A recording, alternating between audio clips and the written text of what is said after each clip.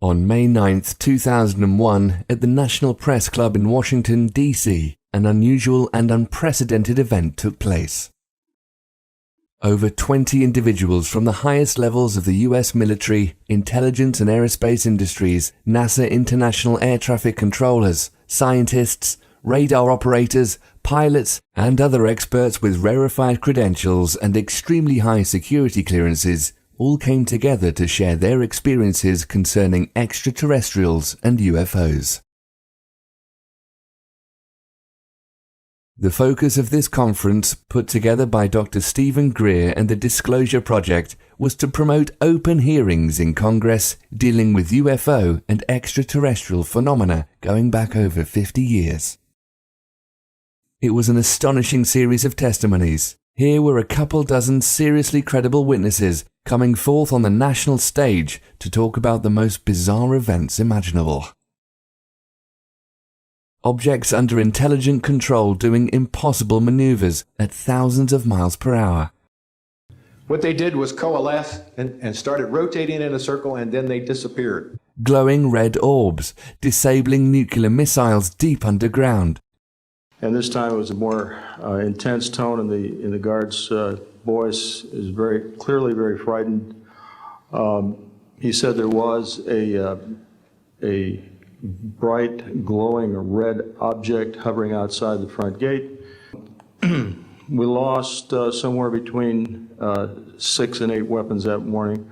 Alien structures on the moon.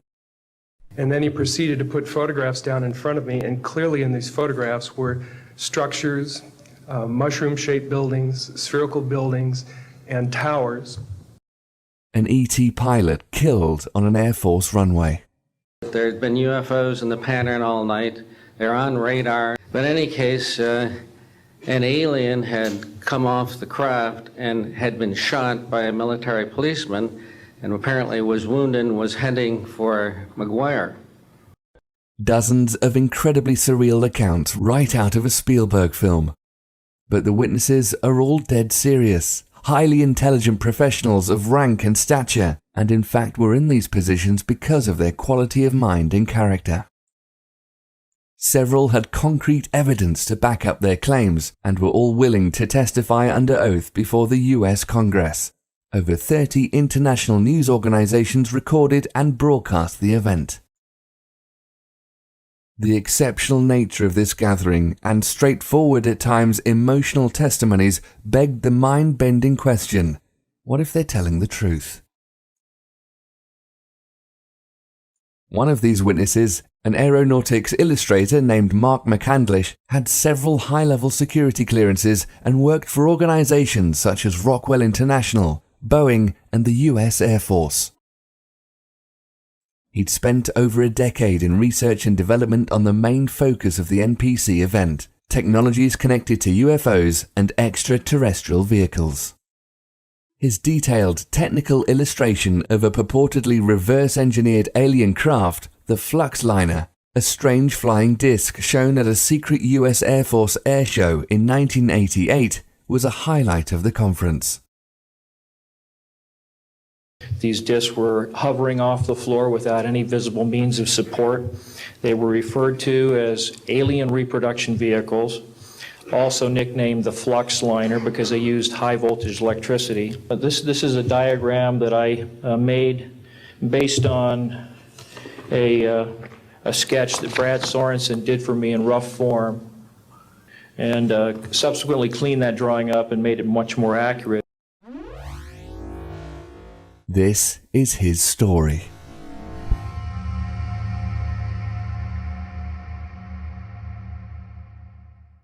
He says, I gave you the basic verbal description of what I saw. He says, but somehow or other you've taken everything, all the information I gave you, and you have graphically interpreted into an image that is so close and so accurate.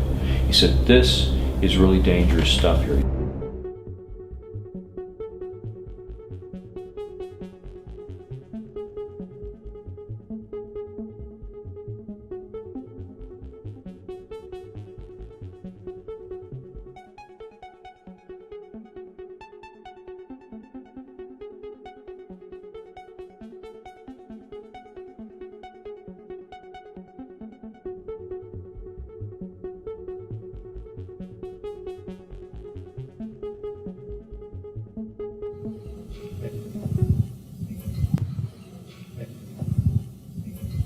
Deanne Divis with United Press International. Could you please address the vehicle that there was a drawing displayed of? Why would this vehicle be on display at an air show? What is the power source that you are asserting is going to be so very useful? And how can you determine that this vehicle is not something that is being developed, by a government agency? In fact, I think that was the testimony. This is an alien reproduction vehicle, and just to be clear, this means that it is based on advanced anti-gravity and zero-point energy propulsion systems. They are being manufactured by a consortium of companies that include Lockheed Martin, Northrop, SAIC, and other corporations. But this is not a jet internal combustion system at all. It is actually kicked in by a type of electric power source, and it then accesses this ambient zero-point energy field that is responsible for all matter and energy existing, and by special configurations and what have you, it causes a cancellation of mass inertia and an anti-gravity effect. They do have superluminal capacity, in other words, faster than the speed of light capacity. I think Mr. McCandlish and other witnesses that he's identified could go into more of the technical physics of it.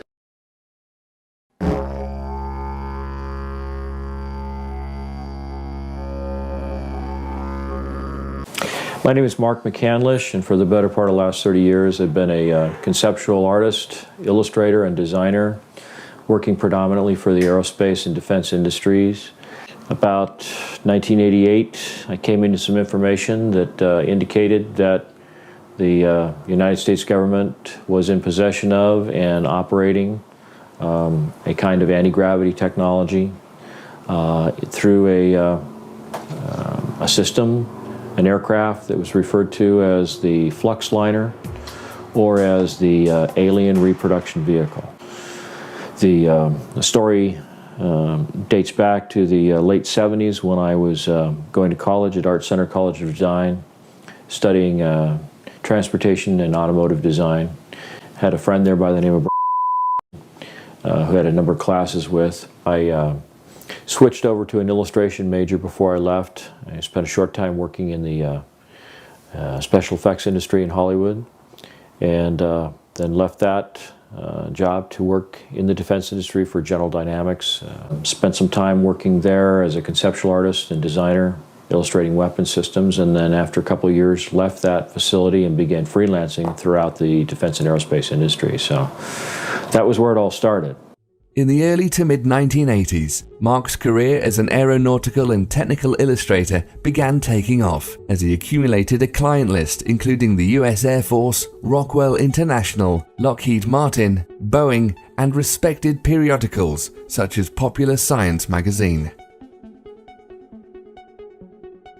He became well-versed in conceptual design at the highest levels of the US military, industrial, and aerospace programs, and often called upon to generate classified and highly proprietary material. At the time, this was around 1985, 1986, and I had been freelancing for about 4 years at that point. Done a lot of work for Lockheed, a lot of work for Rockwell, and a little bit of work for Boeing. And so I was establishing a reputation, and had occasion to talk to an awful lot of experts in the field, in various parts of the aerospace industry, so I had an idea of what was going on in terms of the technological development that was occurring in the industry at the time.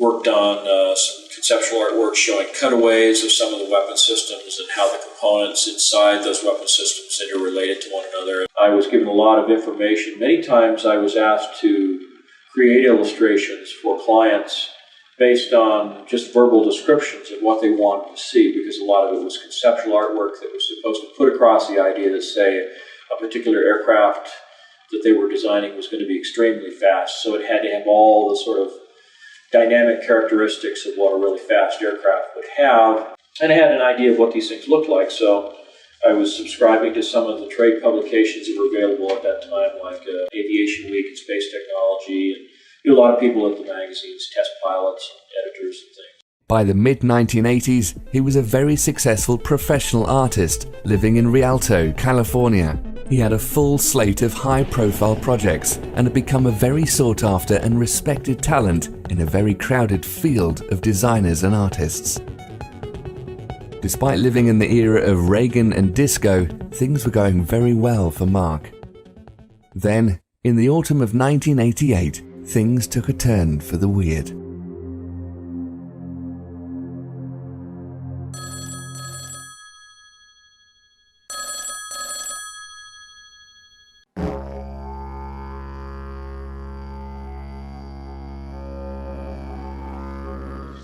Well, it turns out that this was in October that the magazine hit the newsstand. It was a November issue of Popular Science. It was called the Mach 5 Spy Plane.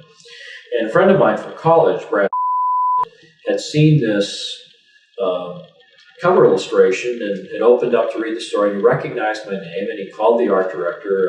He passed along my phone number, and the next thing you know, I get a phone call, and this fellow calls up and said, "Hi, Mark, it's Brad.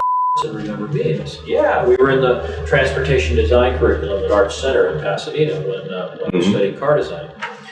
So we got reacquainted, had lunch together, and turned out that just a few weeks beyond that, a local Air Force base, Norton Air Force Base, was having a big air show. And there was a rumor that they were going to have an SR-71 Blackbird out there, which was still kind of a rare occurrence at air shows to see something like that. And so I invited Brad to come out to the air show, and he suggested that he might be bringing along a client that he was working with. He didn't say who it was at the time, but that he thought that there might be the possibility we could network some jobs together. So we arranged to meet together, and at the last minute, I got a second call from Popular Science to do yet another illustration. It was a quick turnaround. They wanted it done over the weekend. It was a quick, $3,000, so I couldn't turn that down. And it was for their February of '89 edition, with the cover story being about the X-31, which was an experimental aircraft program. So did that illustration. And Brad went ahead and went to the air show. And when the weekend was over, I was kind of interested in his impression. And I called him up and I just said, how did you like the air show? And he just seemed completely different. When I talked to him on the phone, he sounded almost depressed. I mean, it was kind of a strange sort of reaction. And he said, "Well, I don't know. I think I saw something I wasn't supposed to see." And I said, "Well, how's that possible? Everything that's at the air show is sent there and flown there with the intent of putting it on static display, especially for the public. So how could you possibly see something that wasn't intended to be seen?" He says, I got in to see a display that was a little more exclusive. It was something that was set aside for some top military brass and some top politicians with clearances. And the fellow I was with didn't realize at the time that certain items were going to be on display. And as soon as he realized that here I was without a clearance to see this stuff, he basically said, "Don't say anything, don't talk to anybody, we'll get out of here as soon as we can." So I asked him, I said, "Well, what did you see that you think is so stunningly, classified that, you'd be in trouble?" And he says, "Well," he says, "there was an example of the first generation Aurora there, which was the aircraft that was the second generation aircraft that I did the conceptual artwork for." So he saw the real thing. And so, of course, I was real curious about what it looked like. And he gave me some details on that. And then he described a number of sort of odd-looking hovercraft and troop transporters and things that were basically just kind of jazzed up, advanced hover vehicles of one kind or another. And after going through all of this, I said, "Well, even this doesn't sound all that extraordinary. I mean, is there something else?" And he says, "Well, yeah." He says, after they had the main little dog and pony show, they pulled back the curtain and there were these 3 flying saucers hovering there, and I couldn't believe my ears. I said, "No, wait, did you say flying saucers?" He said, "Yes." And I said, "Well, what do they look like?" He says, "Well, It looked like something from the 1950s, like a jello bowl, flat on the bottom, sloping sides, a little terrace around the middle, then a dome on the top with all these little bubbles around the top, and a door that looked like something off of a submarine, you know, with the little pins that go out into the frame of the door, and the big wheel that you turn to tighten it, all this kind of stuff. The smallest one was about 24 feet in diameter at the bottom end of the craft. The medium-sized vehicle was about 60 feet in diameter, and the largest was somewhere between 125 and 130 feet in diameter. I said, well, what were they doing? Were they just sitting on the floor? He says, no, they were hovering.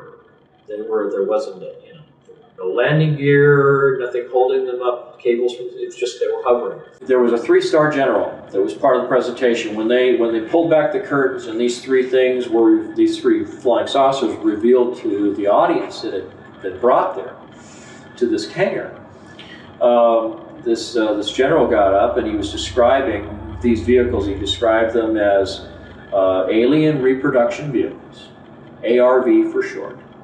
They also had a nickname for the aircraft. They called them Fluxliners. Now, flux is an electrical term for a high electrical charge. So, high electrical charge liner, a Fluxliner. And so this was, you know, so he got kind of scared. He stopped talking. And so I said, well, you know, let's have lunch. You know, he was nervous about talking about it on the phone. So I go over there and we start talking. And as he's describing this stuff, he's describing the different features that he had seen. And well, how do you know that? I mean, if you could just look at the outside of the vehicle, how do you know what the inner workings is? He says, well, they had taken some of the panels off the outside so you could see the inside of, you know, what the components looked like.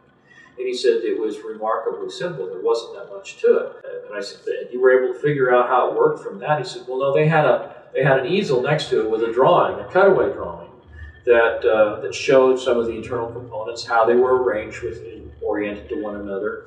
And then they had a little a TV monitor with a tape player below it that was showing this continuous loop of this thing sitting or hovering over like a dry lake bed out in the desert somewhere.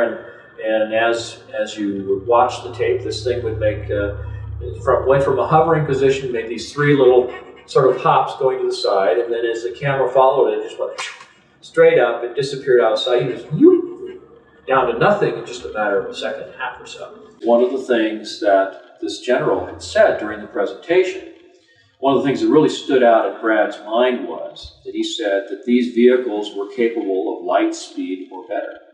The aircraft looked very old, like it had been around for decades. It had chips in the paint and runs, and you could see fingerprints and smudges and boot prints where somebody walked up the side of it, this kind of thing. And he said that the paint that was on the outside, it looked like they'd taken a bunch of powdered lead, mixed it into a resin, and then just brush painted it right on the side of the aircraft. It looked like it was slapped together in somebody's garage,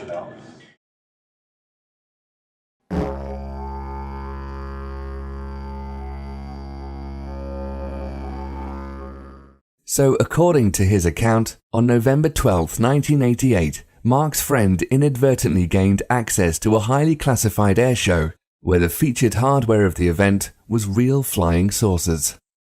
They were really strange looking, but appeared functional and were named to suggest anti-gravity and reverse-engineered alien technology. An official present stated they could travel faster than light. Despite their futuristic performance capabilities, these appeared to be stripped-down, road-worn working prototypes, which had seen practical operation for years. If this were the case, they were crude but tangible proof of concept for a staggering leap in aviation technology. They used extremely advanced electromagnetic or field propulsion, as opposed to solid or jet fuel, nuclear power, or any other commonly known conventional means. It also meant our government and at least one other major defense contractor, Lockheed Martin, had been developing and deploying functional systems along these lines for many years. To both McCandlish and Brad, who'd been working professionally for some time within what they thought were the highest levels of aeronautical design, this odd system was a sucker punch from the future. Apparently this had a really, really serious impact on Brad, and he really seemed kind of stunned by what he had seen. So we got together for lunch, and I was doing all these idea sketches of what he described to me about how the components related. And I had, your stereotypical sort of lens-shaped, flying saucer like you see in, more modern movies and stuff. And he said, "Oh, no. This is real simple. It's flat on the bottom, sloping sides like, a section taken out of a cone, a little ledge, and then a dome on the top." And he said the dome is actually the top half of a crew compartment that's like a big ball. Pretty sure that was about 12 feet in diameter. There's a central column that goes down through the middle. There's like a flywheel thing on it that, maybe, 6 to 9 feet in diameter. There's 4 ejection seats that are all back to back on this central column above the flywheel type thing. And he says a bunch of oxygen tanks in there that are all around the bottom. And he said the bottom is this huge capacitor array. It's probably, maybe 12 to 14 inches thick. It's shaved off at an angle on the edges, looked like it had been put on a big giant milling machine, and they milled off the edges at a 35-degree angle. He said there's a series of these plate capacitors. I said, "Well, do you think that this is functioning like the Beefril-Brown effect, like these experiments were done back in the 60s with levitating things with electrostatic fields and stuff?" He said, "Well, that may be it," but he says, "They told me," he said, "one of the things I saw was that it was using zero-point energy, it was using scalar energy." Really? It's cool, huh? 0-point energy. I save the best inventions for myself. Well, I've been corresponding with Tom Bearden for about 8 years at that point. We, talked many times, mailed letters back and forth, talked on the phone and things. Okay, so what we have is a very strong argument that neither the scalar photon, that is the time polarized photon, nor the longitudinal photon, which is over in 3 space, are individually observable. But if you somehow can combine the two, they are observable as the instantaneous quantum potential. And so I had a sense of what zero-point energy was about, and they want to talk about longitudinal waves and scalar waves and cyclotronic weapons and all this kind of stuff. And so I've been following this for a while, reading Tom Bearden's work and things. And so I had a pretty good sense of what Brad was talking about, which he was a little surprised about that I would know this already. So he opened up to me a little bit more and began telling me more and more about it. When Brad finally became frustrated with my questions, he sat down while we were in his office together, and he did this rough sketch, which I still have to this day, 22 years later. And he just sat down, and right where we were sitting there at his table, he just kind of sketched out with an ink pen on a piece of legal-size white paper, and put some some little handwritten call-outs around the edges that described, the number of capacitor plates in each one of the little sections, that there were, they were so wide at the end, and the crew compartment was definitely about 12 feet in diameter. Just kind of put all these things down as close as he could remember to the way they existed. And so I sat down with all this information, and I just began sort of drafting it out. It was at this point Mark began putting his formidable skills as a conceptual illustrator to work in uncharted territory. Taking Brad's eyewitness account, detailed descriptions, and rough sketches of the ARV, McCandlish began refining aspects of the components his friend described and piecing together an ever more precise rendition of the craft. Over the course of the next few years, he generated a series of drawings, culminating in the Fluxliner cutaway blueprint, one of the most notorious images in the history of ufology, and the mysterious realm of black-budget aircraft. I'm Jesse Ventura, and this is Conspiracy Theory. This was called the Fluxliner. This is probably the strangest one you've shown me yet. This actually flies? It actually flies on the principles of high voltage electrical charges. This is the original, one of the original blueprints of the alien reproduction vehicle, which I produced in March of 1989. It was put together by accumulating a lot of verbal testimony from Brad and later from a number of other sources, including Ken Sellen and some other people that I talked to who had some contact or information about the vehicle.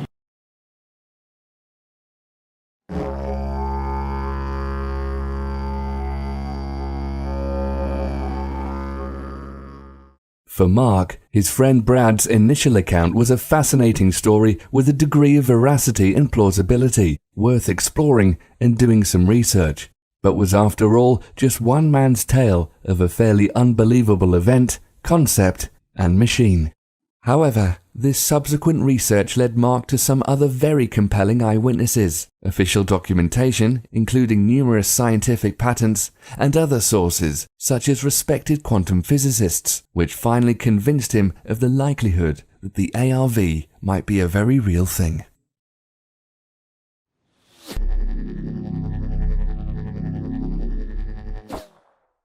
The first verification of the story that I picked up on the alien reproduction vehicle was around 1991, 1992. It was the first air show at Edwards Air Force Base where they actually had the B-2 stealth bomber on display.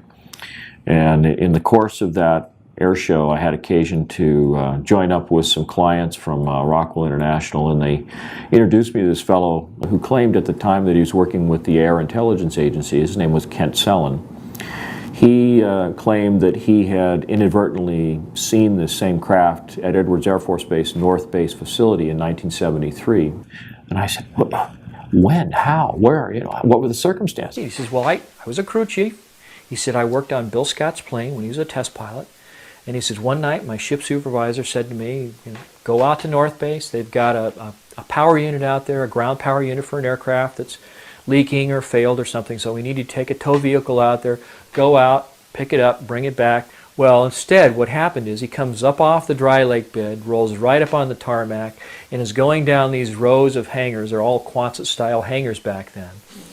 And he stops in front of the first one with the doors cracked, expecting to find this defective ground power unit, and what does he see? He sees this flying saucer sitting in the hangar, hovering off the ground. So I said, well, what happened? He says, well, this thing, was flat on the bottom, sloping sides, a little ledge around there, and then a dome on the top with these little glass things on top. Looked like there was a camera under each one. And I said, really? He says, yeah. No, no landing gear. It was hovering. And I said, let me borrow your pen. So I took out a Kodak lens cleaning tissue package that I had in my camera bag. It was the only thing I could think of to draw on. I did a quick sketch of this alien reproduction vehicle as described by my friend Brad Sorensen back in 1988. And I said, is that what you saw? And he says, oh, you've seen one. And I said, no, but I wasn't sure until this moment that the story was absolutely true. And so that was when I knew there was a second point of confirmation. He says, I wasn't there for 15 seconds and I heard footsteps running up to me. Before I could even turn around and look, he says, there was a machine gun barrel at my throat, another one over here, and he says, a gruff voice says, close your eyes and get on the ground or we're going to blow your head off. So they put a hood over his head, blindfolded him, hauled him off, and they spent 18 hours debriefing him. He was forced to sign some non-disclosure documents about that, but then was given some additional information about it, details about the ejection sequence for that vehicle and so forth, things that Brad didn't know anything about. So that gave some validity to what he was saying.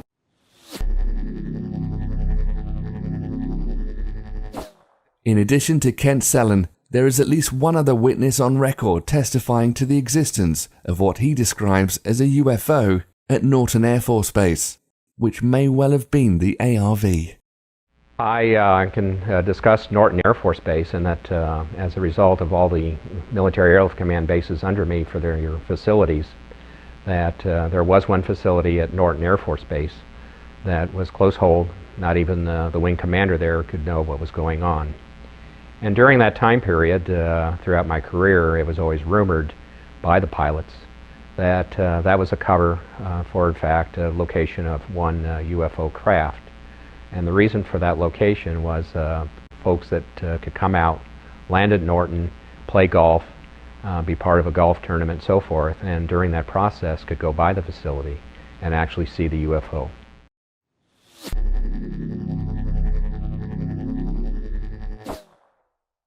I became so excited about the prospect that this thing really was real and that there really was some technology about it. And so every chance I got, I would strike up a conversation with someone I knew in the industry, and I'd ask them if they'd ever heard anything about this. I was talking to a fellow by the name of Paul Shepard, who was a UFO investigator. I felt that he'd have, a little bit more knowledge about the kinds of things that were going on in this area of research. And he put me in touch with a couple of gentlemen, Gordon Novell and George Ulick, who was a physicist with Hercules Aerospace up in Sandy, Utah. And they were very interested in this story. I started off as an aeronautical engineer when I was in college, and I got real interested in what makes UFOs go, and so I just kind of pursued the trail of the technology as opposed to the aliens and that kind of stuff, and that's all I do is pursue the technology, and I got lucky. Got very, very lucky and got my hands on a cutaway of their bird. One of them had an ongoing correspondence with UFO researcher Wendell Stevens, a retired lieutenant colonel from the Air Force, who had participated in sort of these UFO chasing exercises up around the Arctic many, many years ago.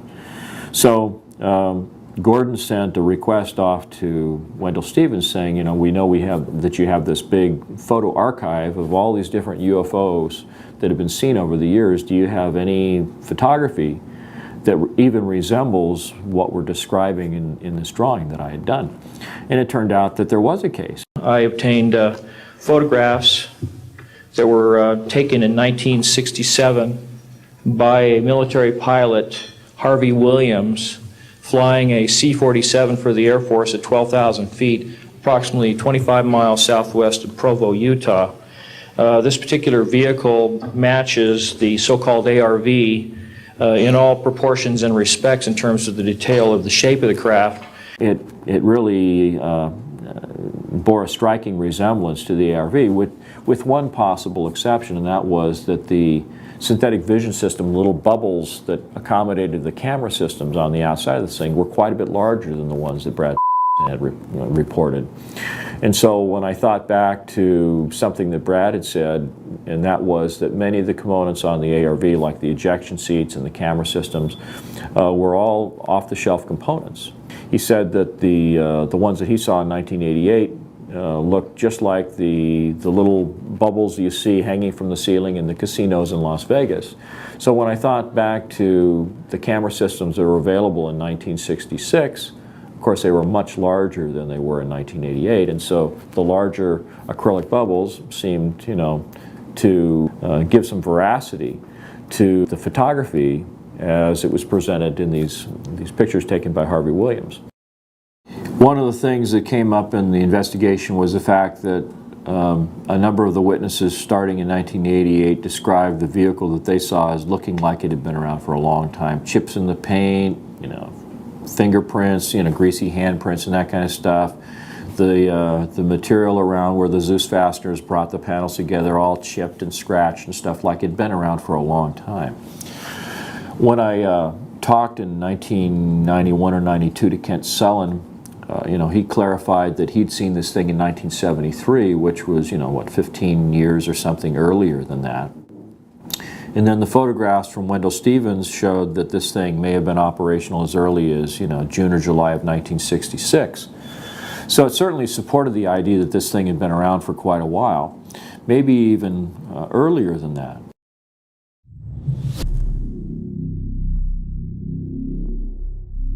When you look at some of the photography of UFOs, going all the way back to some of the earliest photography we know of, McMinnville, Oregon, for example, you see the same general layout, you see the same general configuration, the flat bottom, the sloping sides, a little dome in the middle, sometimes pointy, sometimes almost like the top end of a cylinder that's been chopped off, sometimes a perfectly round dome, sometimes even, like a cone on the top.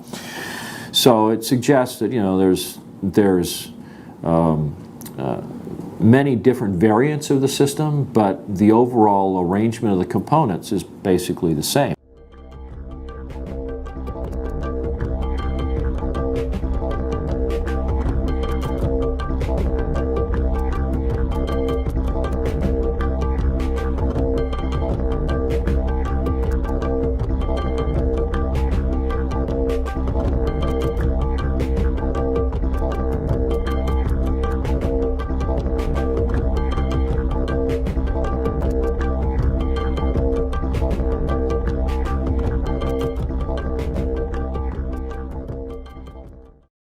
And I kept saying to myself, this is just too much of a coincidence. Maybe this goes back a lot further than anybody knows.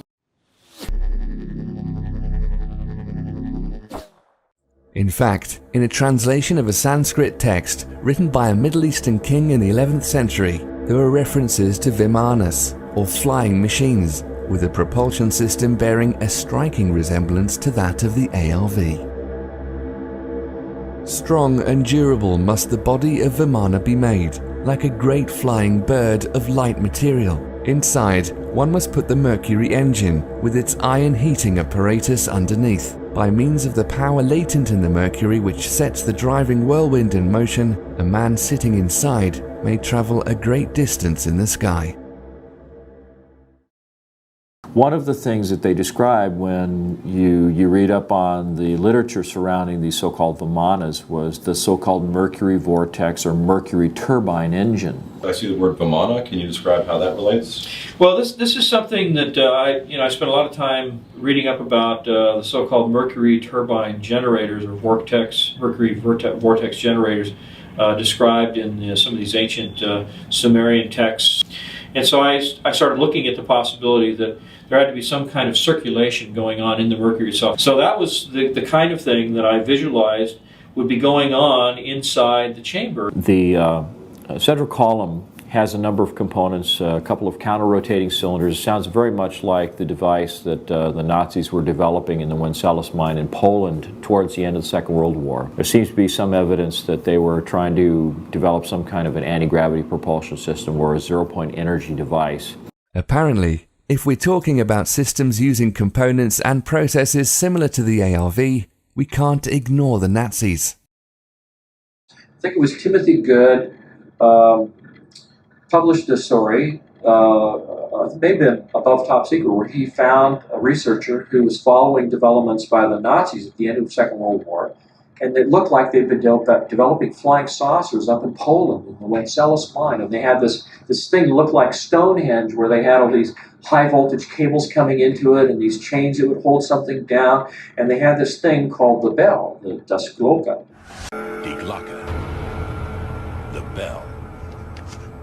That was down in this mine in Wenceslas, and that it involved a ceramic dome, and it had two cylinders inside with a mercury solution circulating in it. The two cylinders were inside an electromagnetic field, and they were counter-rotating, and they had this mixture of mercury, thorium, and beryllium. Now, it looks like there's a high-voltage electrical discharge that's being sent through the mercury, and that is somehow doing something that enables this anti-gravity effect to occur.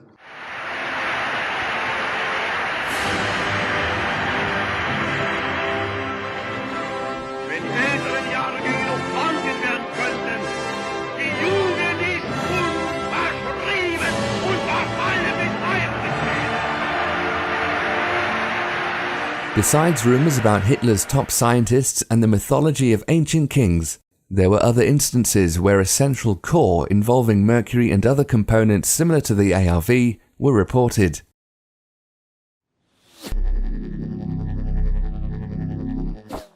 At one point, Marr contacted and interviewed possible UFO abductees to gain insight on the technology they may have seen in the alien craft, something he had in common with McDonnell Douglas in the 1960s, and possibly numerous other corporate and government entities since the 1940s. I wound up going to my management and telling them, you know, you're not going to believe this, but the UFOs are clearly coming from someplace else. They're clearly manned or humanoided, and the only question is whether we're going to figure out how they work before Lockheed or after. And so as a result of that, the company at that time, which has now of course been bought by Boeing, over several years put in about $500,000 worth of research effort under my direction to study gravity control techniques and also analyze UFOs. We hired a police detective to interview witnesses, abductees. We had experimental work and theoretical work. So it was kind of a fun project. In the course of all this, it occurred to me that one of the other resources that I might be able to draw on was people in the alien abduction community. I began to think, well, these people are either crazy or they're really having an experience of some kind.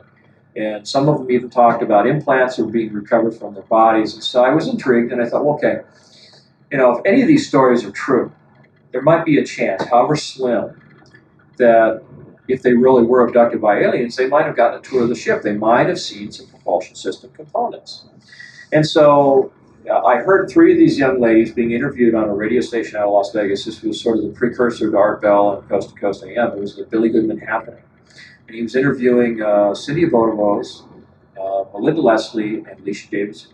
Contacted the station. They put me in touch with these three young ladies. I interviewed them individually, and much to my surprise determined that these young ladies seemed to be bona fide examples of the phenomena, with implants that could be seen on medical MRIs. So what I did was I simply asked them to describe what they saw, and without disclosing anything that I already knew about the components inside the alien reproduction vehicle, I found that these young ladies, at least one of them in particular, was able to describe not only components that strongly resembled the ones that were inside the alien reproduction vehicle, but they were also at a higher level of sophistication that actually gave additional clues about how the ARV actually functioned. Alicia Davidson described being escorted into the engine room and seeing the propulsion system components. And it involved a central column that was made of a transparent glass-like material. And she said there was a silvery fluid that was spiraling upward at the bottom of this column. Down in kind of this well that was in the center of the spacecraft was this little tiny flywheel-like mechanism spinning, which matched the ARV also. And this is at a point when this young lady had never seen any of the drawings that I'd done of what the ARV was structured like. I was just, talking about propulsion components in general. But then she said that when you looked across this little well, this lowered floor area in the center of the room, was like a guardrail around it. She stood there. You could look across, and she said it looked like the below the deck she was standing on was this glass-like material with these coils of wire going through it. And they were spaced out in the same proportions as the ones on the ARV. The thing that she said that was most significant was that the column itself was rotating in one direction, and the flywheel was spinning in the opposite direction. There was counter-rotation, which is something that's often been reported in UFO sightings. You see components on the craft that are spinning in opposite directions. Back here on Earth, the scientific community has been busy since the end of the Industrial Revolution. There have been dozens, perhaps hundreds of US and international patents dealing directly with electrokinetics and electrogravitics, going back to the turn of the last century. It would be safe to assume private industry and the military have also been working on a great deal of related applications off the public record. In short, since Nikola Tesla's first experiments with pushing electricity around, mankind has had a thing for anti-gravity.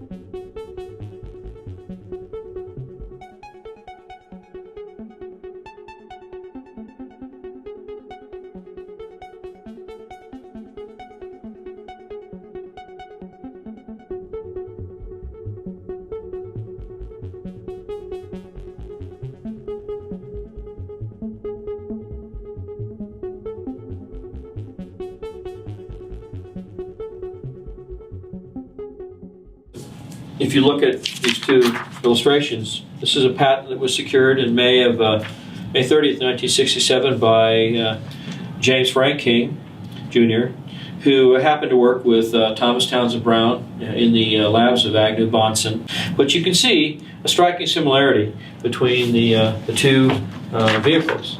On the one hand, you've got a sort of a frustrum-shaped fuselage section. You've got a series of coils that wrap around the crew compartment, although the crew compartment in this instance is more of a cylinder. But you also have a central column that goes down through the middle, and you have this capacitor section that's in the bottom. And then you have these little flight control mechanisms here. I find it really remarkable that there's so much similarity between the two objects. Mm-hmm. And when is that patent from? May 30th, 1967. It's called a magneto-hydrodynamic propulsion apparatus. And so I started thinking, well, maybe it's like a cyclotron. Maybe there's an electrical discharge from this. Basically, this whole thing looks like a giant Tesla coil. It's got the capacitor array. It's got, a central column that looks like the secondary windings of a Tesla coil. And this might even go back to something that Nikola Tesla discovered back in the 1940s, and just was all hushed up, and all the UFO sightings we've ever seen were something that came from Nikola Tesla, not from another planet. And I mean, these are the things that were all going through my head at the time. So it was really surprising to find all the different sources that I encountered that seemed to provide useful information as to how this thing was made, how it worked, what its energy sources were, and it was all really fascinating to me, and that's one of the reasons I pursued it. It wasn't because I was, like I say, trying to breach national security. I was just insatiably curious about how these things work.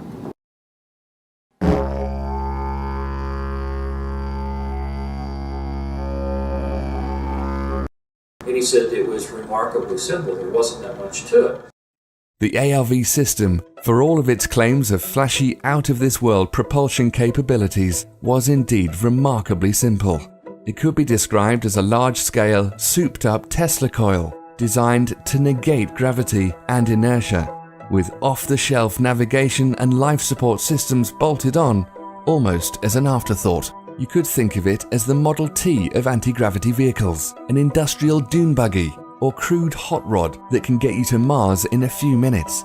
In this version at least, first-class seating was still a way off.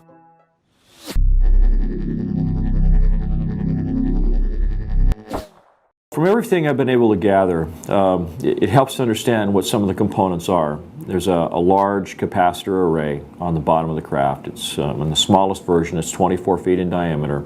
The outer edge of the plates and the capacitor section itself, they're shaved off at that same 35-degree angle. So you have a series of plates that are progressively smaller as you get higher and higher in the stack. And there's 48 sections that are all set up like that. Through the middle of the crew compartment is a central column that's called the amplifier section that's in the middle of the craft. On the very center point of that column is what looks like a large 9-foot diameter flywheel type mechanism. Then around the belt line of the crew compartment is about a 2-foot wide coil of wire that's embedded in the same glass-like material that the capacitor section plates are embedded in. And there's a kind of flange or fairing that traps the top and the bottom surfaces of the coil. You can see that it traps it there and at the top. But in between are a series of explosive bolts that run all the way around the craft.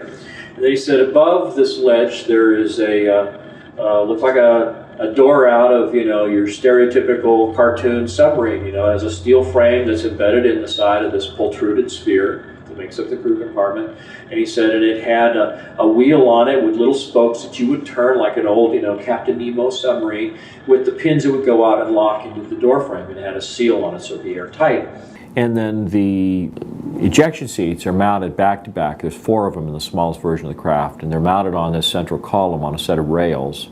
In the event of an ejection, the explosive bolts separate the top and the bottom halves of the crew compartment, and the entire outer sheath of the central column pulls away along with the upper half of the crew compartment and the ejection seats.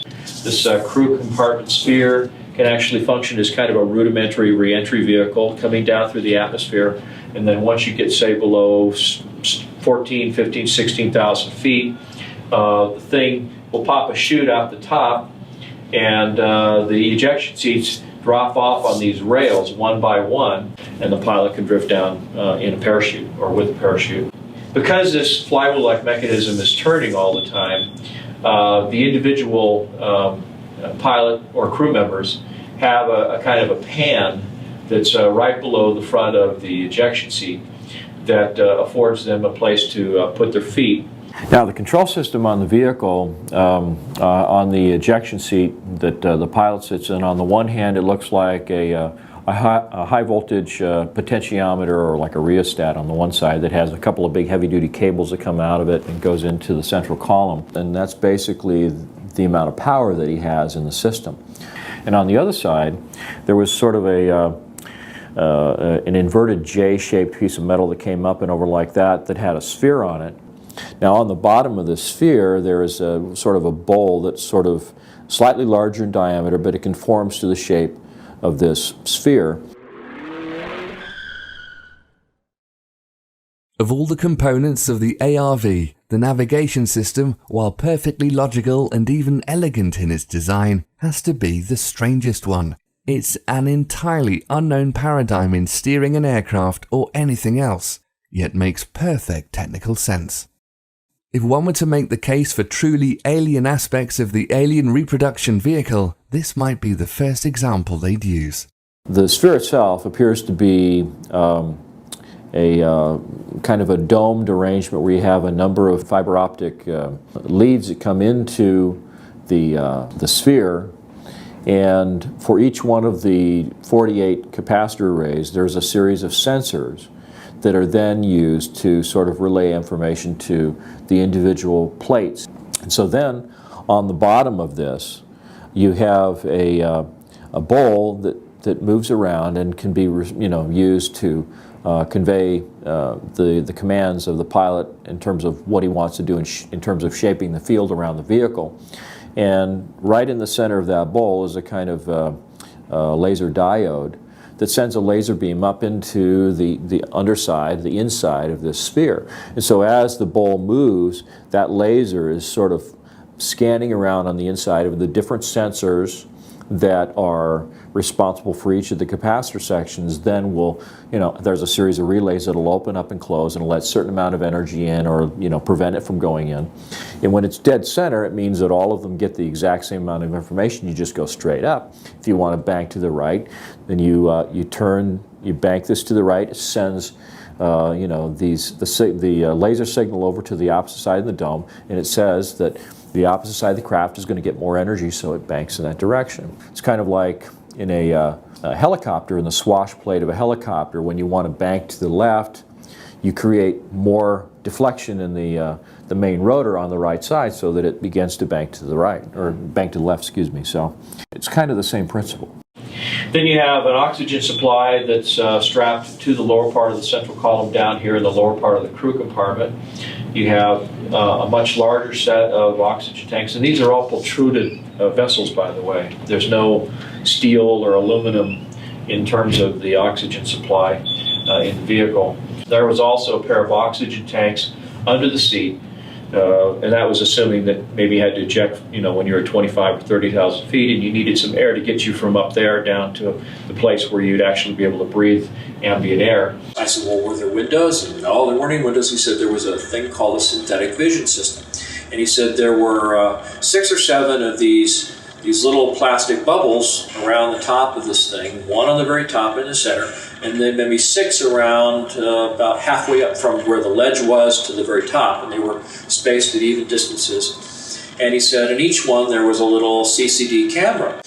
So the synthetic vision system was set up so they would take 2 cameras and it would have a converging point of focus in those 2 cameras, so that it would just be like looking through a set of binoculars. So you'd have a left and a right eye view, and it'd give you a 3-dimensional view outside the vehicle, but with no windows. And the reason for that, apparently, was that this aircraft was using extremely high voltages, and the voltages would ionize the air around the vehicle so much that it would start producing X-ray photons, which are absolutely lethal. So you have to have basically a barrier to protect yourself. You also have a robotic arm that seems to be blended in with a composite fairing sitting right on the top surface of the capacitor array that has the ability to extend outward with a little air-driven claw that's on the end of it. In fact, I think that the craft's magnetic field or electromagnetic field is probably so powerful that conventional little electric motors probably wouldn't work in this kind of an application. Where they took the panels off the side of the aircraft is that they had Zeus fasteners that were these little, like, quick spin lock things that they put on there to hold the panels. The panels are all like a fiberglass material. It's all composite. The entire vehicle appeared to be covered with what he's referred to as a goopy lead paint. It looked like little flecks of lead that had been suspended in kind of a resin and just painted haphazardly over the outside of everything on the vehicle, with the possible exception of the door itself and these little blisters that house the synthetic vision system. So why would it be goopy lead paint? Well, the theory is that the electrostatic field created by this huge capacitor array and the ionization that occurs just because of the propulsion system might be enough to create a level of ionization around the craft that's high enough that it would produce X-ray photons of its own accord. And so you would want to be able to protect the pilot and the crew members from that radiation. So anyway, that's the general overview of the structure of the vehicle. This is a vehicle that has the ability to travel up to or beyond the speed of light. And part of the reason that it's able to do that is because it exploits the energy form that's embedded in space-time that's responsible for the effects of mass and inertia.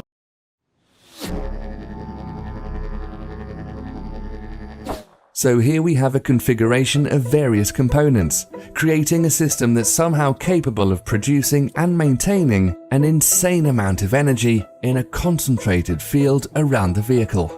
This field can be precisely controlled by the pilot with the aid of a basic throttle, an alien steering ball, and a bunch of casino cameras. There's plenty of onboard oxygen, handy if you're off the planet, and a lead coating so the occupants don't get fried in their seats, and a robot arm, in case you need a robot arm somewhere. It looks like a big clumsy diving bell from 1905, but apparently works like a helicopter you can take past light speed. Its beauty and elegance lie in the propulsion system, maybe a really fast one that gets around currently accepted physics, one we commonly associate with UFOs. For anybody who has followed the work of Einstein or just basic physics, one of the sort of inviolable rules of physics is that there's no material object that can actually go faster than the speed of light. So somehow or other, and I'm not saying we got this from aliens, but they did call it the alien reproduction vehicle, but somehow or other, this simple system that Brad described in these diagrams was able to do this.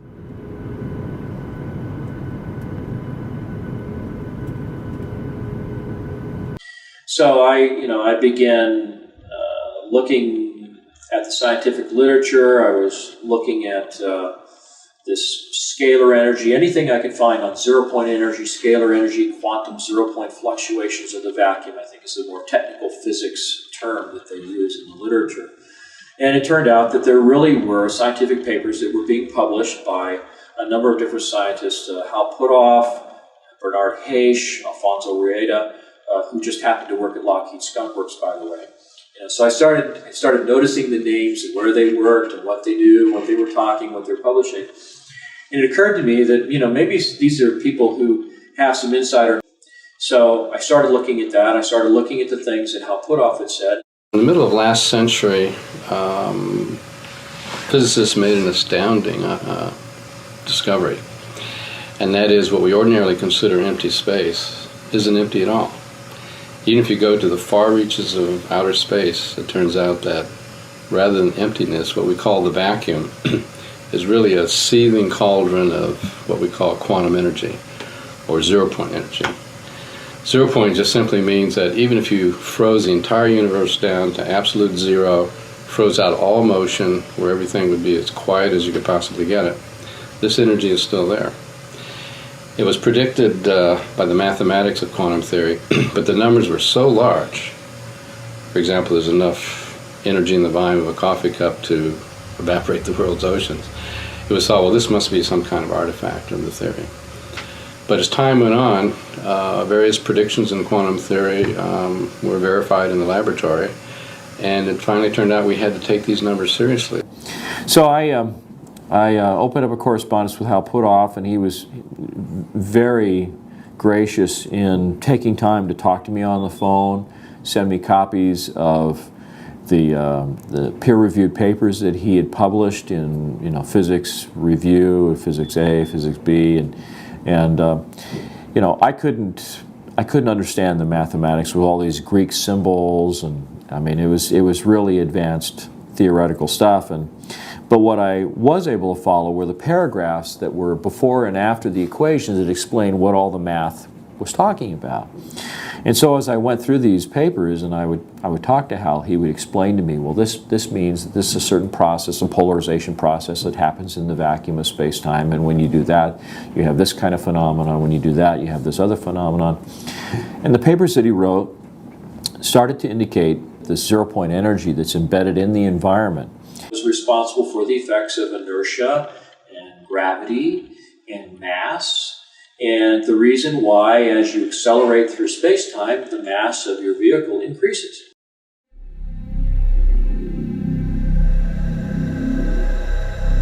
So in a sense, if you find the right way to do it, you can actually sort of reduce the mass of an object. And if you can do that, then of course it takes less propulsive force to push it around.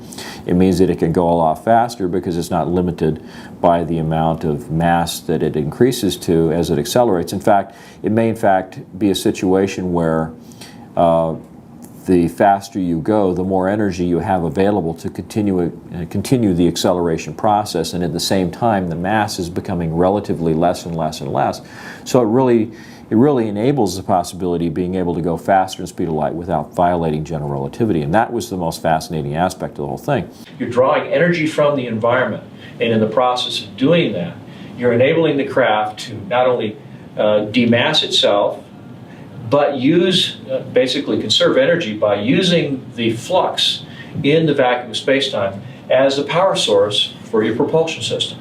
So literally, the faster you go, the more energy you have available that you convert into propulsive force, and the lower the relative mass of the vehicle becomes. So it's actually sort of an inversely proportional kind of a relationship. Most scientists, with an instant response, would think on special relativity terms and say, well, the velocity of light is a limitation. You can't go faster than the speed of light.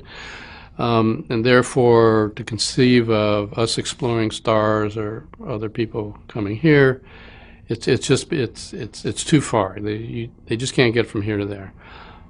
We might explore our own solar system, but that's probably as far as we're going to get. But the truth of the matter is that in general relativity, that's not the case. There are options there. That limitation now has begun to evaporate due to the new understandings and predictions coming out of general relativity. So that's not the issue.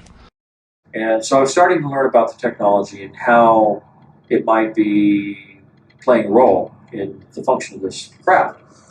The craft, of course, had oxygen tanks and stuff in it, so it really suggested that the thing was capable of going out into space. So the idea was that somehow this vehicle is able to sort of skirt the law in a way that allows it to do these things that are unheard of.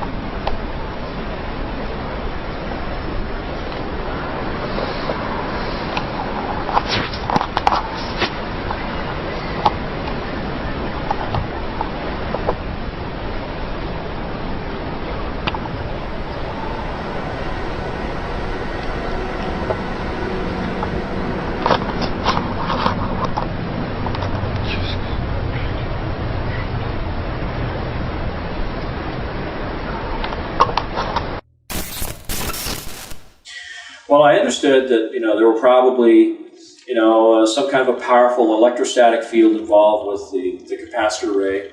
There was obviously an electromagnetic field that was forming around this ring of wire that ran around the crew compartment, and that would form a kind of donut-shaped or toroid-shaped electromagnetic field with field lines stroking right through the middle of the craft, which happened to be where there was this large central column. Now, the central column was supposed to be the most secret part of the vehicle. Brad didn't seem to know too much about that, but he said that it used mercury in some form. He thought it might use it as a noble gas, vaporized mercury. The mercury, based on a number of accounts, appears to circulate in a kind of a closed loop system that runs down through the cylinder in the middle and then back up in the space between the inner cylinder and the outer cylinder. And there's a counter-rotation kind of a mechanism that's occurring there too. And at the midpoint is this thing that looks like a flywheel. But in effect, what I think its actual function is similar to what is called a homopolar generator, where you can use the centrifugal forces of a disk, a conducting metal disk that's spinning, to actually throw the electrons in the material out to the edge where they can be literally tapped off with something that looks like a brush that has conductive bristles. Now, I believe that what happens is that this vehicle develops probably several million volts of voltage, and the sheer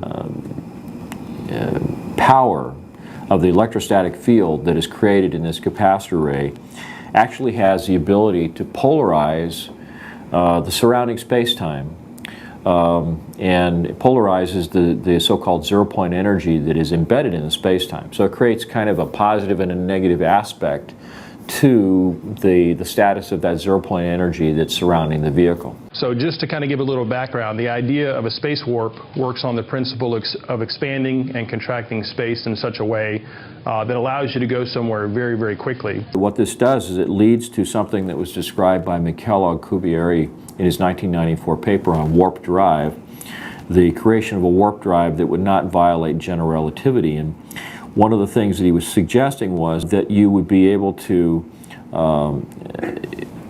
engineer a vector or a pair of vectors in space-time that would, on the one hand, cause a compression of space-time ahead of the vehicle and an expansion of space-time behind the vehicle, and that there would be an intervening space between those two phenomenon that would pretty much peg your sense of gravity, your sense of inertia to the environment that you departed from when you initiated this movement. So in essence what you have is you have a spherical event horizon around this particular region that might be called a dynamically engineered local spacetime.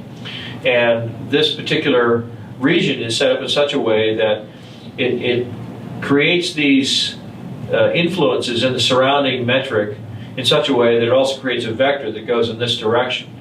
And so it's kind of like having, it's almost like having a black hole ahead of you and an expansion of space-time behind you. But the actual environmental conditions that you experience inside the spacecraft are pretty much pegged to the time and place that you start out from. So you don't have any sense of g-forces or being moved around. You don't have any sense of acceleration because the entire pocket of space-time that you're encapsulated in is being accelerated by the vectors that are created around the system. So it's uniformly accelerated. The space-time pocket that you've created, the vehicle itself, the crew, the cargo, everything is moved as one complete package. And so there's no sense of acceleration. But what it allows for, according to Alcubierre's calculations, is what he was calling an arbitrarily large speed, which suggests something in excess of the speed of light at superluminal speeds. So to the person that's inside the vehicle, it may appear that you begin to accelerate away from a particular location, but to the person who's standing outside the disturbed region of space-time, it looks as though you just were gone, just in an instant. So this is an ARV, isn't that what it's called? That's what some people call it. We call it RAM, Replication Alien Machine. Oh, I see. Many highly credible reports of UFOs share a few key descriptions of how these crafts behave. They appear to have the ability to accelerate to extremely high velocities at will, far faster than any man-made craft, as if the speed of light maybe isn't any big deal. They can stop on a dime and turn at random angles, while traveling at these crazy speeds, like the forces of mass and inertia, which would flatten anyone in a normal situation, also aren't a problem. And they're silent, without any visible rockets, jets, or exhaust of any kind, like they're pulling the energy they use out of thin air. Superluminal speed, mass cancelling, and ambient field propulsion. All apparently standard in the mid-80s model Fluxliner. This makes the ARV a seriously badass means of getting around, and kind of a missing link between Roswell and one of these. Once we retrieved, back in the 30s and 40s and 50s, several of these extraterrestrial vehicles and began to study them, we combined that knowledge with knowledge we already had. Because remember, we had some people like T. Townsend Brown who were studying anti-gravity quite independent of this issue back in the 20s, 30s, and 40s. But when their information got combined with studying these spacecraft, they figured out, this is how they're working. And according to the latest revelations in quantum physics, all this is possible by tapping into the sea of raw energy we're all just floating around in. There's plenty of energy in the pure raw vacuum. the new physics since quantum mechanics, the vacuum is a source of energy, but it's a peculiar kind of energy. Let me explain the peculiar kind. When a bird flies in and sits on a power line, he sits on a very high potential. But between his 2 feet, he has no potential difference, no voltage. And so even though from the line to the ground, it may be 100 million volts, the little bird can sit very happily with his feet on this supposed 100 million volt line, and he has no volts across his body. He's very happy and doesn't even know it. Let him touch one of his feet to the slightest thing that has the slightest difference there, and he'll fry to a greasy spot. Now, in the vacuum, we have the same thing. We have an extremely high potential or charge of the vacuum, but we're immersed in the vacuum. So they were modeling the universe as being sort of this empty, material-free environment that had this energy that was embedded in it, almost like a fluid in a way, that it had all of this potential that you couldn't see until you found a way of driving it out of this homogeneous sort of state of equilibrium and getting to do usable work. I'm trying to remember exactly how I met Tom. I think we met at a UFO Congress in Laughlin, Nevada for the first time. We'd been corresponding for quite a while. Now, what is zero-point energy? I'm going to show you many different definitions, but let me quote Nikola Tesla. In 1891, the world's greatest electrical futurist, Nikola Tesla, stated, quote, "Throughout space, there is energy. Is this energy static or kinetic? If static, our hopes are in vain. If kinetic, and we know for certain it is, then it is a mere question of time when men will succeed in attaching their machinery to the very wheelwork of nature. Many generations may pass, but in time our machinery will be driven by a power obtainable at any point in the universe." And so there, ladies and gentlemen, is the basic birth of the concept of zero-point energy.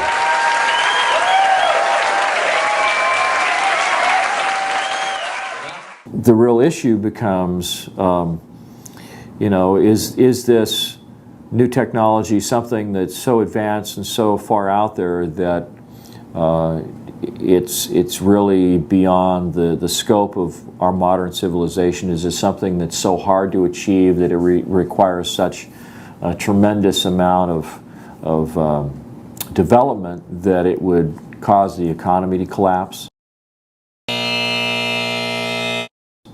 Or is it a real threat to existing forms of energy like oil, coal, nuclear, wind power?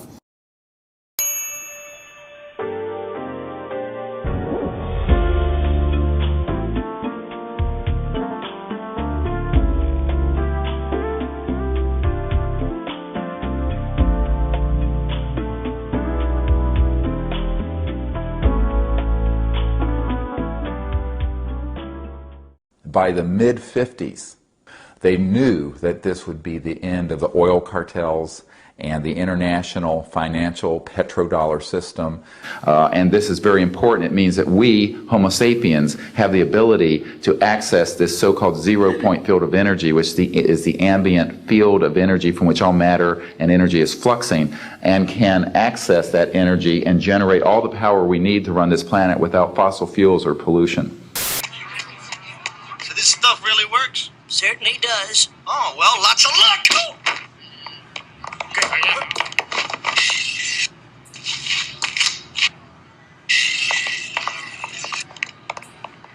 Technologies connected to UFO and extraterrestrial vehicles, if declassified and used for peaceful energy generation and propulsion, would solve the looming energy crisis definitively, would end global warming, would correct the environmental challenges that the Earth is facing. When I got involved with Dr. Greer and the Disclosure Project, I was very excited, and it was an opportunity to go to Washington and maybe have an opportunity to talk some real live politicians about what the potential of this technology might be. I was really hopeful that we would see some kind of a door open publicly, and that the government would show that it was willing to have a conversation, a dialogue about the technology.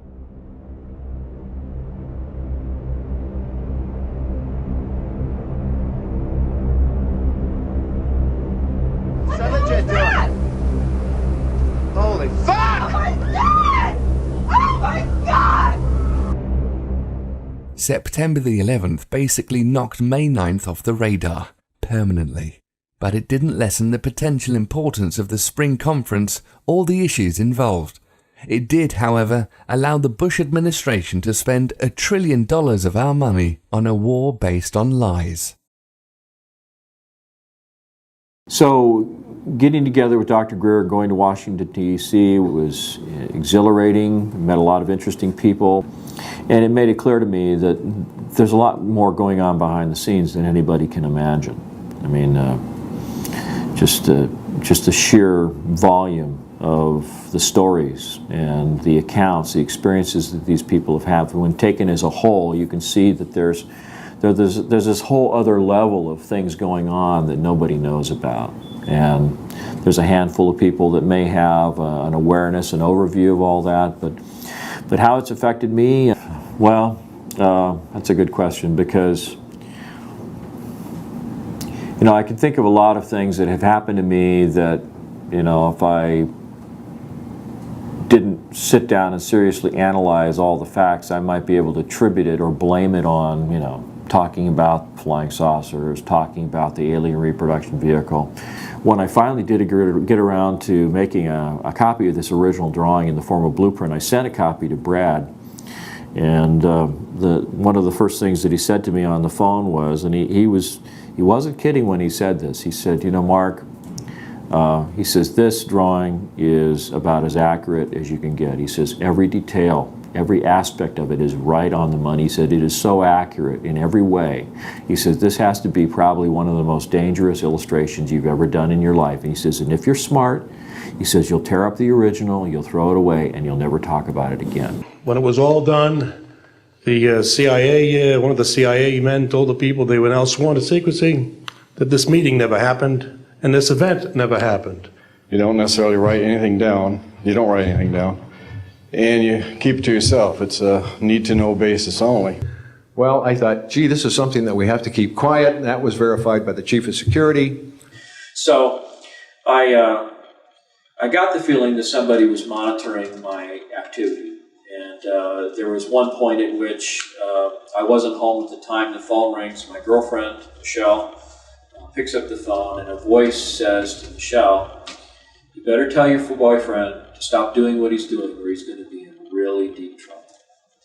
And, then I did. One by one, I lost all my defense clients as a conceptual artist. And it could have been attributed to my involvement with the Disclosure Project. It could just be that I'm an actual artist with paints and brushes, and I don't work with computers like, some experts that I know. And it may be because there were a lot of people that didn't want to be associated with somebody who talked about flying saucers and anti-gravity and aliens and all that kind of stuff. The reason it's called alien reproduction vehicle is that it's based on the study of extraterrestrial vehicles, but it is manufactured by human military intelligence, aerospace contracting arrangements. We have studied specifically extraterrestrial vehicles which have been retrieved. The breakthroughs in that research have led to applications that have led to the building of this and similar anti-gravity devices. I mean, you can understand how corporations, and Brad told me that it had a big impact on his life, because when his name started popping up on the internet associated with the ARV story, there were a lot of his Japanese clients that wouldn't have anything to do with him because they did not want any of that kind of reputation tarnishing information associated with their product and their brand. And so, he did everything he could, and I've minimized, my mentioning of his name, except where it comes to, historical documentation of what's happened to him and I and other people I know. But I feel terrible in some respects because, I was encouraged by Dr. Greer to name names on camera, and I wasn't ever really sure what doing that meant in terms of protecting identities or protecting people, other than making some footnote in history that this person came forward, said something, and then whatever happened, happened. I had threats on the phone. I had the IRS come up and take all my money, take all my cars. In fact, that's what happened to a guy in Canada. He had a machine the size of a shoebox that was supposed to put out enough power to power your home, and it was very unusual. Well, he was very open. He would give demonstrations. He wanted some investor to give him $1 million to sell the rights, and he was doing all the wrong things.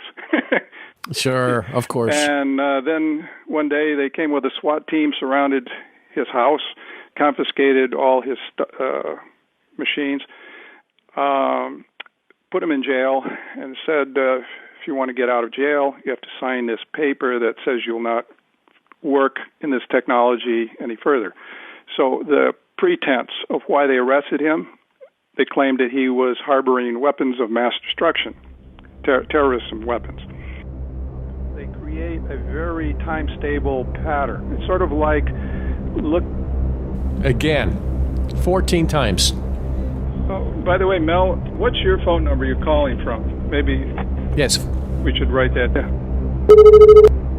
Okay, because they find it's coming from your end, not from here. Something out of West Coast is causing this. Okay. So you might check that out with the police over there. I noticed clicking on my phone. I'd call someone and my voice would be echoing. There were all these weird sounds like someone else was hanging up the phone after I'd say goodbye, but I wouldn't hang up, So I had the feeling that I was being watched. I started feeling like maybe I was being followed. There were just, things, cars that would make a number of turns, and then, when you look at them, they'd turn off, that kind of stuff. And you've actually heard a couple different stories about people being shut down when they're trying to implement this. Or killed. Or killed. Yeah. I mean, there's many times I lay awake at night with my 9mm under my pillow, loaded, and I wonder why they haven't killed me. I honestly do. There's evidence to suggest it's dangerous to become successful in the area of applied zero-point energy, cold fusion, or related free energy technologies, or it can at least lead to very bad luck. Professor Stefan Marinoff, founder and director of the Institute of Fundamental Physics in Graz, Austria, was the de facto leader of the European free energy movement. He fell out of a high window in 1997. Eugene Maloff, an eminent physicist and expert in cold fusion who apparently had working tabletop devices, was beaten to death in 2004 at the height of his career and the day before a public announcement of his findings. Arie M. de Gois, an inventor of a patented revolutionary clean energy technology associated with the zero-point field, was found nearly dead in his car at an airport in 2007 and died a short time later. He missed his flight to Europe, where he was about to obtain substantial funding for his work. Then there's Mark Tomian, a brilliant physicist and inventor of the patented Star Drive, a system remarkably similar to the ARVs in its use of zero-point energy and related spaceflight applications. He and McCandlish had corresponded numerous times before his unexpected death in his home in 2009. This was 2 weeks after the successful trial of a working prototype for a key component of his system. And if I woke up tomorrow on the other side of the veil, I wouldn't be surprised, honestly. I really wouldn't. Because I know how serious the technology is. I know that it's real. The storyline basically is that there's a lot of work going on in the aerospace industry that would indicate that we have black projects that have gone even darker, and that there's work being done on electrogravitic, on scalar technology, etc., that we don't even think that those in Congress or even in the military that approve black budgets are aware of. I've seen copies of inter-office correspondence among defense contractors that openly stated that they felt the technology was a fundamental enabling technology, that it had all kinds of different defense applications, but it also had a lot of serious civilian applications that would be beneficial to humanity as a whole, to the environment.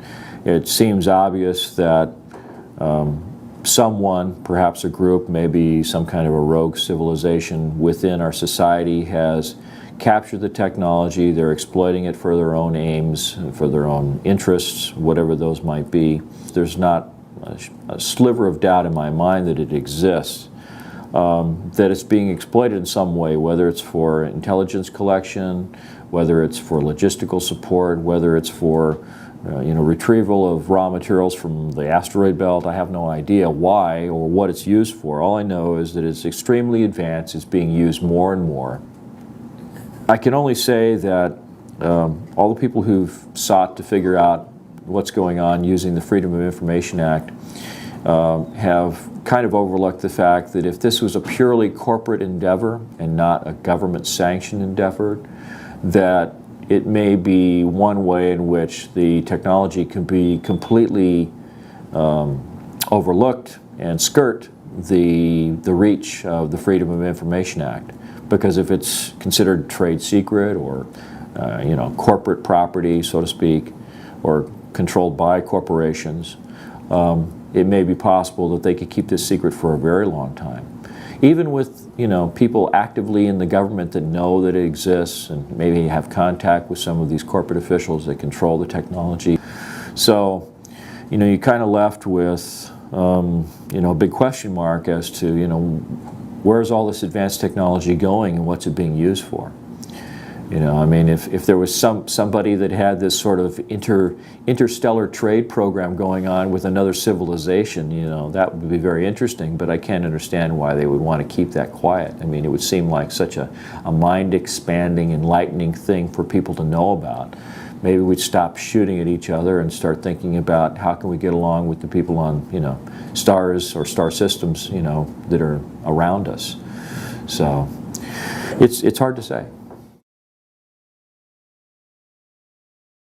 That the outer edge of this large 24-foot diameter disc causes the phone to ring.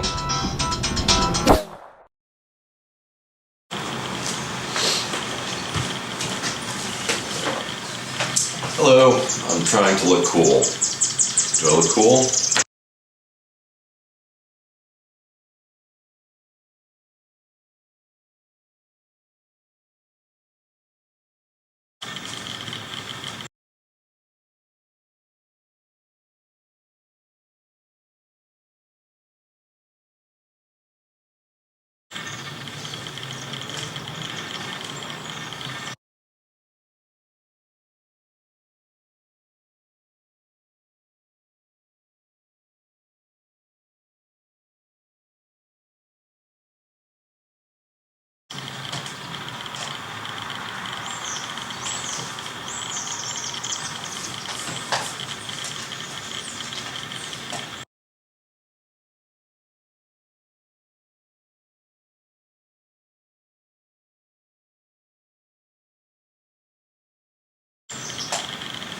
Hey.